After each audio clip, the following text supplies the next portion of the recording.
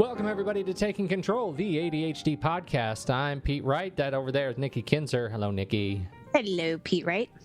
At the stand-up desk. I'm at the stand-up desk. You know what I didn't say? And I'm not. You're at the energy dagger desk. I know. I didn't mention last week that my wife so kindly bought me a one of those mats, those padded like gel mats. Oh, nice. That you put under the desk. It's really nice. Feels like walking. You sit on it. I mean, not sit on it. You stand on it, yeah, right? Yeah. So it's like squishy? Yeah, it's really squishy. I like to stand on it barefoot. It feels like I'm walking on jelly. Yeah, that's good. Yeah, it's really nice. That's a very handy addition to the stand-up desk. But we are not talking about stand-up desks this week. We are talking about, we're continuing our series on ADHD at work. And this one, we're diving into effectiveness, getting the most out of your day. Yes. Where would you like to begin?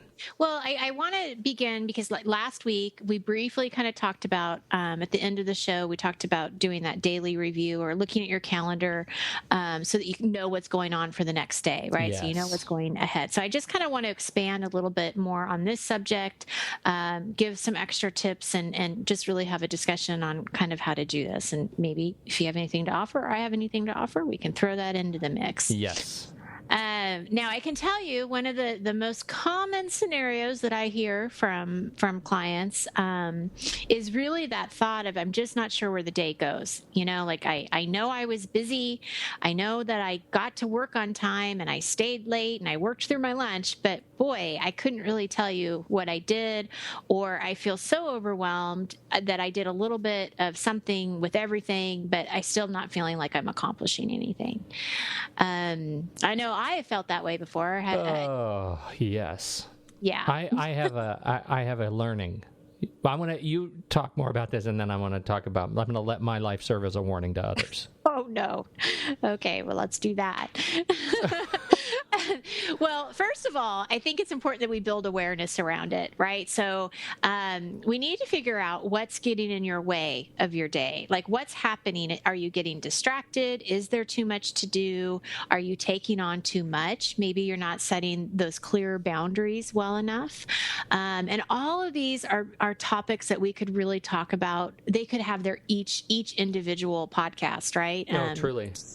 And they're all topics that I coach around. I mean, they're all very, very real to many people. But I think at this point, the most important thing to figure out are just what the key factors are that are stopping you from really getting the most out of your day. And then the awareness is really the first step towards change. And we'll touch on some of these things a little bit right now, too, so you can kind of figure out like, okay, well, now I'm aware of them. So what do I do?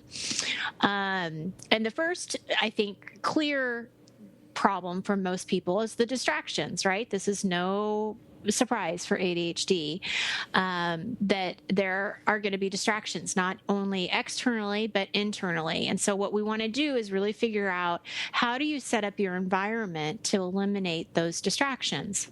Yes. And so, you know, if you know you're going into working on a project, or you're going, you need to set some time aside to make a deadline. An easy distraction is that phone. So if you have your cell phone, put it in a locked cabinet. If you have, you know, an actual phone that's hooked up to your office and company, you know, put it on hold or mute, or don't let it ring, whatever that button is that will make it not ring. You know what that is for you. The anti-ring button. That anti-ring button, so that you're not tempted to answer it. All of these little things, you know, just to really get the distractions out. Shutting your door if you have your own office. If you can, shut your door and just let other people know that, you know what, for the next couple hours, I can't be interrupted unless it's really, really important. You know, whatever it is that you can do to purposely eliminate the distraction, the better off you can be. And recognizing that that's kind of what you need to do in that situation. Am I running around in circles? I feel like I'm not really. No, I think you're making a great deal of sense. And I think that distractions, there was something that occurred to me as you were talking, which is one of the distractions that I think I at least used to run into when I worked for other people, right? When I had an office job, and I think maybe it was when I was on salary, when I had an annual salary and I didn't, I wasn't focused on time. Does that make sense? Right. I had no concept of what was distracting me because of the inverse condition. I had no concept of how long it took me to do the work that I was supposed to do. So I would go into work and I would sit down at my fancy desk and look at my fancy big monitor, and I would answer email all day, and I would maybe make a few phone calls, and I would get to the end of the day, and I wouldn't really have much of a sense of what I accomplished. I know I moved some things forward, likely kicked some cans down the road for some other people, but I didn't really have a sense of what I accomplished or the impact that distractions were having on my effectiveness. It was not until I quit my job and began to work hourly on a contract basis when I realized that there is a direct connection between productivity and time, right? Distraction and time, and my overall income and time, that I started to make sense of that. And one of the things, and maybe you're going to talk about this, one of the things that really helped me make that transition was to write down what I was doing when I was doing it for a few days, and keep an hourly log of my work or my distractions. Just write down everything to then see, here's where I'm really spending my time. And that ended up being very useful in ferreting out where the distractions were really hitting me and answering that question. Am I working on what I'm supposed to be working on right now? And great way to build the awareness is by tracking it. So I'm glad you bring that up, because I wasn't going to. So I think that's fantastic that you bring that up, because if you aren't truly aware of what's distracting you, like you can't pinpoint it's the phone or interruptions, then definitely I suggest doing what Pete's saying is track it for a couple of days and look and see what is it that is distracting me, and what do I need to do to eliminate that. And you know what you said, are you working on what you're supposed to be working on right now? That's a great reminder too. And one of the little tips that you can do on that is to set that alarm every hour on the hour, whether that's on your computer or your phone or whatever, just as a ringer to remind you, are you working on what you're supposed to be doing right now? And I've had clients who actually put that on a Post-it note and stick it right on their computer so they don't forget, to look at that and think, okay, pause, am I doing the right thing, or do I need to do something else? Am I being distracted right now? Yeah. That's great. I just wait till next week. I've got more stuff, more technology stuff around this area that's gonna I hope help some people find some awareness. So little tease for next week. Great. Well, and then the second piece to that, as far as, what's happening, what's really going on here, it could be that you have too much to do. You could be feeling very overwhelmed of the different projects or tasks that you have to do. So one of the things that I'll recommend people to do is to develop a kind of a master list of projects, get it all out of their head, and onto some kind of paper or into the computer, into Evernote or, whatever project management type of program or app that you may be using. But get those projects out of your head and start brainstorming the different tasks that belong to those projects so that they're somewhere, so you don't have to keep thinking about them. I would not use this master list as your daily to-do list. I think that's where people get really messed up, is they go back to this as their main to-do list, and then it really feels overwhelming.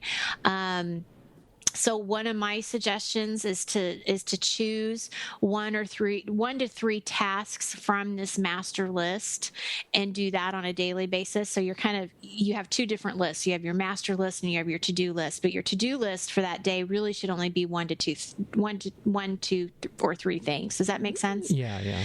And those are the priority things. And so those are the things that, have to get done for whatever reason. But it's a lot, I think it's a lot less overwhelming to look at a list of 3 items to do than to look at a list that's 3 pages long and then not even really sure what to do, right? Because you just don't know. If you have an issue with deciding what's important and what those priorities are, then that's when I would highly recommend that you work with a coach for a little while, because it can be really helpful to work with a coach, or at least work with somebody you trust that might be able to break it down for you, as far as figuring out what those priorities are and what that looks like. Because I know that can be a very difficult thing for people to do, is they just don't know. Everything feels important. Absolutely. Okay, so the last thing I'm going to talk about here is if you feel like you're taking on too much. And this is kind of tricky a little bit because sometimes you don't maybe have a say in how much you take on, depending if you're getting it from your boss or whatever. But it's definitely this boundary setting that we have to be aware of. I see this with my clients a lot. So many of them are just such kind, generous people that they want to please their coworkers, their clients, their customers, their people pleasers. They don't want to ruffle any feathers, and so they want to help. They'll be the first one to say yes if somebody asks them to do something. And although this is a wonderful characteristic, it can definitely get you in trouble when, all of a sudden you're overbooked and you're overlapping appointments and you're getting overwhelmed and now you're getting stressed. I mean, it's just not good for you. So I think it's important to know when you can say no. Again, I think you have to be smart if it's coming from your boss or what the situation is. But if at all possible, if somebody asks you something and can you do this, see if you can pause before you reactively ask or answer, and thank you for asking, but let me get back to you. Can I get back to you in 5 or 10 minutes? Or let me get back to you by the end of the day. Just give yourself a little bit of time to figure out how that fits into your schedule before just automatically saying yes. Somebody said to me the other day, and I thought this was a great bit of advice that I could learn from, is that it's okay to remember no is a complete sentence. Right. You can just say no. You can say it nicely, but you don't have to feel shame, right, for not being able to help somebody that you otherwise might normally want to help. You don't have to justify or rationalize what else you're working on that is in the way of you being able to take on this new project. You can, in many cases, I'm not saying every case, in some cases you may be, assigned a job that you have to take on somehow, but you can say no. It's okay to say no, and you're not a bad person for saying no. You are a good person because you're giving somebody else the opportunity who may have time and resources to do something that you are too overwhelmed to do. Right. Absolutely. Absolutely. Well, and again, depending on, the relationship with your boss in that situation, if they're giving you something new, asking them more questions about when the deadline is and does it have to be done today or can it be done tomorrow, and letting them know, I've got this and this today and it may not get done till the end of the week. Is that going to be okay? But being honest about that communication with them too, of what's on your schedule, and not just jumping to that automatic yes. And then yes, now all of a sudden you've overcommitted and overpromised, which usually does not turn out well.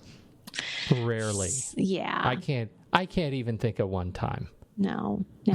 So I would rather see my client be honest and say, hey, I can't get this done today, but I can do it by the end of the day. Or I'm sorry, by the end of the week. Is that okay? Rather than saying, yeah, I'm going to get it done today. And then they don't get it done today. Yeah, absolutely. And then now they have that stress and worry of going into the boss's office tomorrow saying, didn't do it.